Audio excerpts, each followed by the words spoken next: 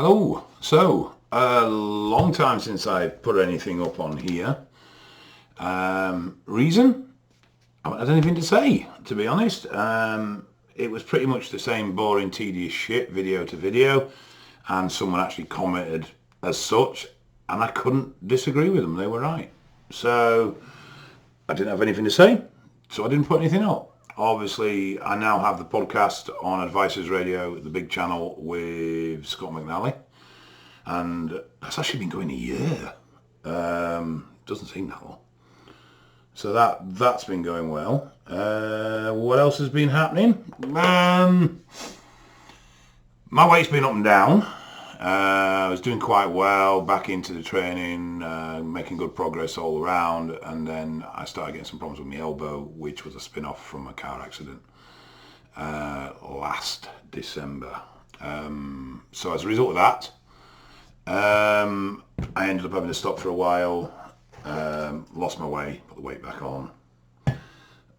Work's been busy for quite a while now. It's actually calmed down a lot at the moment. And basically I just ended up overworking myself and getting quite run down. That resulted in an infection of my prostate. That then cleared. That took a month nearly, and then ended up with quite a bad cold for a week. That cleared, then ended up with a big infection in my foot from a hairline cut I'd picked up walking from the hot tub to the house. Just because the first set of antibiotics had knocked my immune system and just been run down. So the foot thing, for the first 2 weeks I couldn't even walk, so I was crawling around on my hands and knees. So that literally stopped me in my tracks, which was probably a good thing, because that slowed me down, made me take my time a little bit. And as a result, things are, well, it's nearly 100% now. It's still painful to walk on, but I'm walking better on it, so I'm going to be back in the gym next week. Back on diet. I mean, I haven't been eating shit and just not been eating much at all because I've been very inactive. And that's it from that point of view. So from a point of view of my training side of things, it's been absolutely fucking garbage. I'm a fat fuck. I've lost a ton of muscle, not that I had a load left anyway. Excuse me. But a few things that are a bit interesting that I did want to talk about. So, been speaking at quite a lot of conferences just lately, and the last two I spoke at were I always get this wrong. I think it's either the Police National Legal Database Conference or it's the National Police Legal Database Conference. Anyway, there was discussion there, and again at the Juva conference, which was Monday, Tuesday this week, which Drugs Expert Witness something association. I can't remember the full thingy. And one of the things that came out of both of those was the legality around CBD. Now, there seems to be a lot of confusion about this, even from guys that are experts in the field. And there was also a very interesting talk from Dr. David Potter, who's he works for GW Pharma. They have the monopoly really on pharmaceutical cannabis-based products at the moment. But anyway, one of the two things to come out of this. First thing was at high doses of CBD, they have seen toxicity of the liver. Now, I need to speak to David to clarify at what doses these are. I'm going to try and give him a ring actually today. Let me make a note of that. So I don't forget. Otherwise I will. Nope, no, I'm not past that week as well.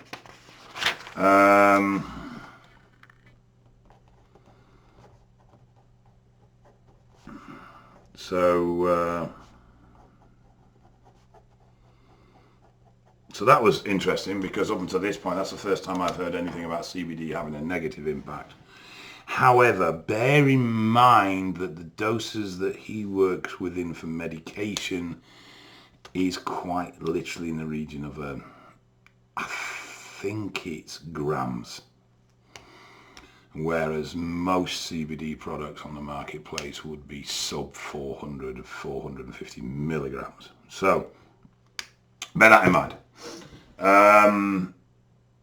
We don't know long term whether a lower dose is going to have a similar impact, but I'm going to start looking. I generally look at about 10 to 20 sets of bloods a week.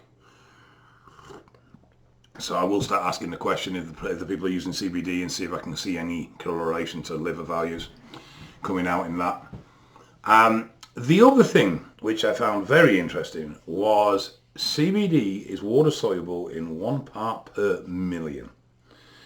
So it has the water solubility of marble, which means CBD water, CBD aqueous creams, and anything that's skin applied is not going to enter your system. There may be argument for skin applied topical creams in regards to a surface impact from CBD, so actually treating a skin complaint. But anything that's water-based or water cream-based, aqueous cream-based, and it's claiming to be a CBD product, absolute fucking waste of time, because it's not water soluble, so it won't hold the CBD, so there'll be fuck all in it.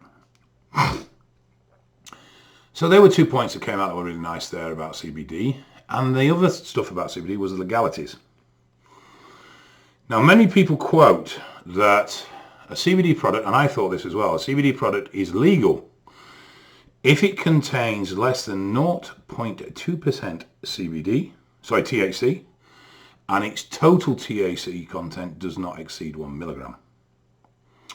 Turns out that's not true. Now, when you look at the Home Office guidelines and you look at the law, that statement is in there, but that's regarding hemp production. What it also says in part 10 of the legalities around CBD is that as long as it's not for human consumption and the THC can't be extracted. So, any CBD product with THC content in it, even if it's trace, is illegal. So pretty much everything you see online, every CBD product you're seeing out there at the moment is technically illegal. Are the police going to do anything about it? Very unlikely. They don't have enough money, time and resources to deal with what they're currently dealing with as it is. And some of the other things that came out of the conference is they were very surprised as some search and research has shown the actual level of drug users. To give you an idea of how high drug use is in, say, London, 26 kilos of cocaine go down the London sewerage system a day. This is not cocaine that's being flushed down toilets because people are trying to get rid of it for whatever reason. This is cocaine that is being passed out by people through their urine. So the population of London consumes 26 kilos of cocaine a day. And there is no difference, or very little difference, between week and weekend. That's the level of cocaine use in the city. Quite shocking. Very, very high numbers. So they were the bits and bats that I picked up over the last couple of conferences I've done. I found the CBD one very interesting because I myself, and I know lots and lots of people who have looked at CBD products and thought that they were all well and good, and lots of people are selling them, which is potentially why Holland and Barrett sell a hemp product. I'm not too sure on how that stands. Now, my understanding is that it is very difficult, virtually impossible, to fully remove all the THC from CBD. So if that's the case, then that would mean that every CBD product is illegal. But I suspect that there will be pure forms out there, but yeah, so if you are a supplement company or anything of that nature, you sell CBD products, just bear in mind that technically what you're doing is completely illegal, and there were cases that were discussed where shops, legit high street shops, CBD shops, have been cleared out of their entire stock and shut down because of the fact that that is actually the law. And I think, to be fair, a lot of people in that conference didn't realise that the same as I did. It's been an area law that's been very, very confusing for the police, and this obviously created clarification of what the law was in regards to CBD. As a result, those people will go back to their respective their forces, and that will trickle down into those forces and then down into the people on the street. How much of action will be done off the back of that, I don't really know. The thing is with policing now, it has become very much a business, much to a lot of the disgust of the police officers involved in it, but they have to provide value for money for the cost of policing and prosecuting anyone who they deem has broken the law. Now, the value for money element comes from the social perception of the crime. So for argument's sake, if somebody murders somebody else, then it's perceived as value for money to prosecute that person successfully and put them in prison because they're a threat to society. So there's value there, there's value to society. There's not a lot of value to pulling Jimmy down the street because he's got a couple of bags of weed in his pocket. There's very little value to society there. And from the amount of time of policing and prosecution and court time it would take to actually take him through the court. And there's very little financial reward. And before you ask, yes, there is financial reward involving policing. If you are convicted of a crime that has a financial reward, so you are drug dealing, or you are money laundering, or you are selling illicit goods of any sort of nature, stolen, whatever it may be, then you technically will earn money. The police can calculate what they feel is a fair value of money, and they can apply for what's known as a POCA, which is a Proceeds of Crime Order, POCO. This would then go to court, and it is a separate court case to decide the value of the POCA.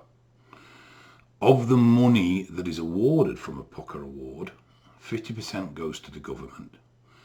The other remaining 50% is split between the courts, the Crown Prosecution Service, and the police force. So the police target crime that has high monetary value because it funds their police force and allows them to do more as a police force. So again, it's a business. It's value for money. And in that case, it's direct financial value for money. This is where things are going to start to change. With steroids, currently, we have little perceived risk. So hospitals, National Health Service aren't really linking steroids with health concerns. They know they can cause health concerns. But when people are presenting with heart attacks, I mean, there was a bodybuilder died in the UK last week, I think. I can't remember his name. I think he died in his sleep, and I think that was cardiac based. There was 3 strong men in a month before, all died, cardiac issues. And this isn't because they've all got genetically enlarged hearts. Trust me when I say these people would still be alive if they weren't drug users. Anyway, when the National Health and doctors start linking that together, we will then start getting records of deaths associated with steroid use. They might not be the only cause, but they are going to have an influential factor.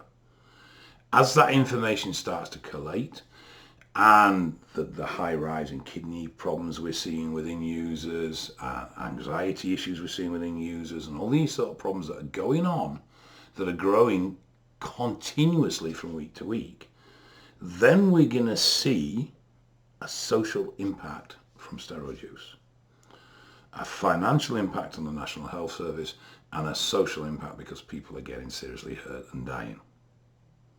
Couple with that, the finance side of what can be made by UGLs for manufacturing and selling steroids, we're going to see a shift of interest towards investigating and policing steroid supply. I don't think they'll ever make possession illegal because, again, there's very little that they can do. But I'm sure you'll see an up-regulation in the efforts from the law enforcement to control supply. It's a revenue source in a time where their budgets are very, very tight. Give it 5 years, maybe sooner, and I think we'll start hearing for shouts for reclassification. Now, there will be a lot of argument against that, particularly about prosecuting or persecuting users, because it serves no end. But as a result of that, I would expect to see a much increased pressure and profile on actually investigating and actively pursuing steroid suppliers, because at the moment the police don't do it. Very few forces, very few cases of steroid supply actually occur because the police have actively investigated steroid supply. Generally they occur because they've investigated something else and they've stumbled across steroids while they've been doing it. I remember one job, it was suspicion of firearms in a lockup, and they opened every lockup on the estate and they found a supply of steroids in one. Another job was a domestic assault. Attended the address, looked through the door and saw 3 pill presses sat on the living room floor. And this is generally how it comes about, due to something else getting the police's attention. So, as I said, I've not had much going on, I've not had much to say, but I thought that was viable information to share. Regards drugs themselves, nothing much changes. People are still dicks, people are still doing stupid stuff, people are still fucking themselves up. Seeing a huge number of infertility problems at the moment. I don't think it's increased. I don't think it's any more than it has been. I just think that people have got to a point within their usage where they're now deciding they're getting a bit older, they're settling down, they're not so interested in it anymore, and then suddenly realising, shit, I can't sustain natural production. I have to stay on, and my fertility is fucked. And this seems to be getting very regular, and I'm probably dealing with half a dozen to a dozen people a week that are having to go through the realisation that they are no longer fertile or they are now TRT dependent. Some don't give a shit, but there's a large number that are actually quite upset, and it's quite devastating for them. What is interesting in a lot of cases is they're also very conflicted about having to stop using or considering stop using in order to try and repair these problems. Obviously, if your endocrine system is fucked, you need TRT. There's no way around that. And hopefully with HCG and HMG at the specific times, you will be able to regain enough fertility to at least get offspring. It's quite surprising the number of people that say they want to come off, they don't want to use anymore, they want their fertility back, they want to try and get their own, but then when they're actually faced with the reality of doing that, they struggle with it. So addiction to these drugs, though it may not be clinically correct as addiction, is definitely increasing, and I'm definitely seeing that in people's user patterns and in people's reactions to usage, that people are really struggling to just say no, I suppose, to coin a very corny phrase from a long time ago in the UK. So it's interesting, these interactions and how people approach the potential of not being able to use or not being allowed to use steroids again. Very much so, I suppose, for people that have a serious health risk or have had heart attacks, you know, and they require a TRT dose, so fine, that's medication that needs to be done.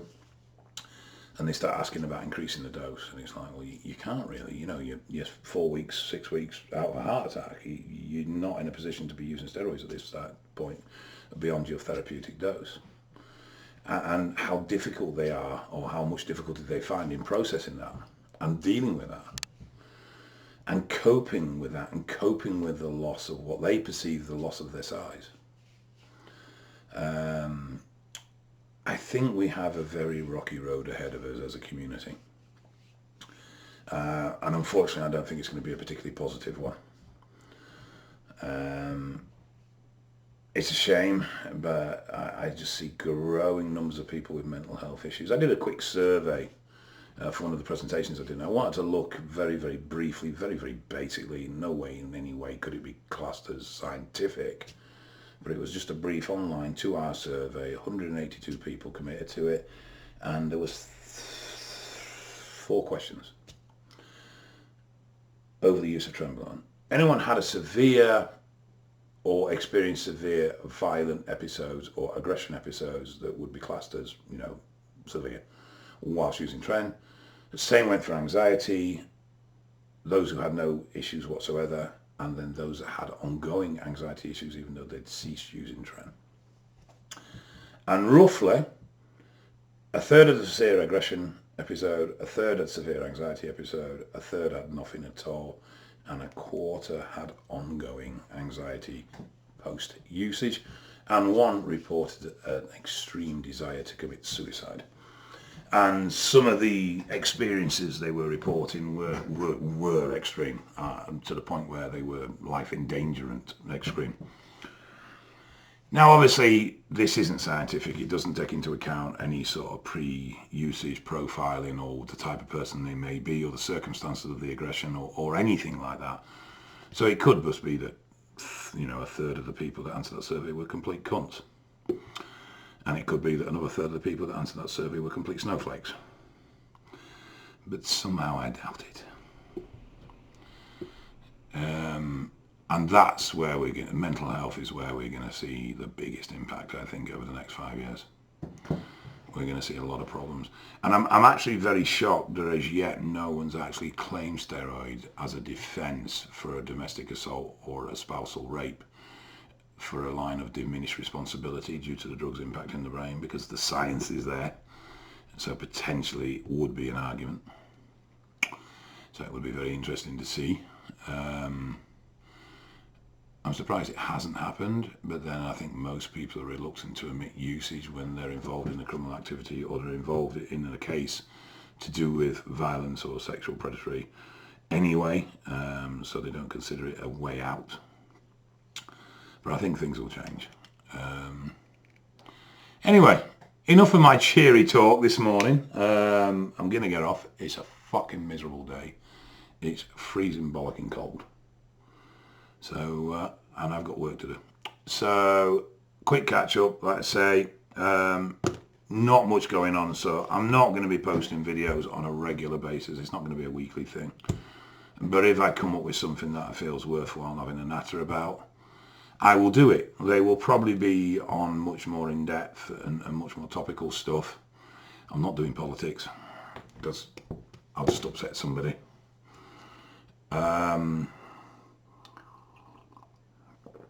Same with religion, not touching that one either. But yeah, I will try and keep in touch. So I appreciate the guys that have hung around and everything else. I'm not dead, much to disappoint many, probably some of you. I'm still very much alive. Had a rough couple of months though.